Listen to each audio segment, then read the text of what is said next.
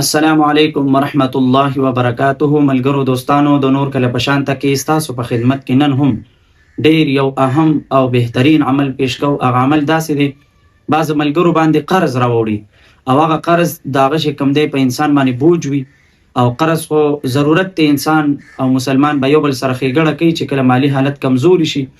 خو لیکن چې کله قرض راوړي بیا د انسان د زندګۍ نه اطمینان، سکون، قرار ختم شي، بېچینه شي او د هغه د حل کېدو دپاره څه لارې هم نه وي. نو انشاءالله الله رب العزت په تاسو سره خپل غیبي مدد شامل حال کړي که چېرې تاسو دا عمل وکړو. هغه عمل داسې دی چې تاسو سحر لمونځ وکئ، نو د هغې نه پس به 41 مرتبه د قرآن شریف یو صورت دی چې هغې ته سورة نصر ویل کېږي. اعوذ بالله من الشیطان الرجیم، بسم الله الرحمن الرحیم. اذا جاء نصر الله والفتح ورأيت الناس يدخلون في دين الله أفواجا فسبح بحمد ربك واستغفر انه كان توابا.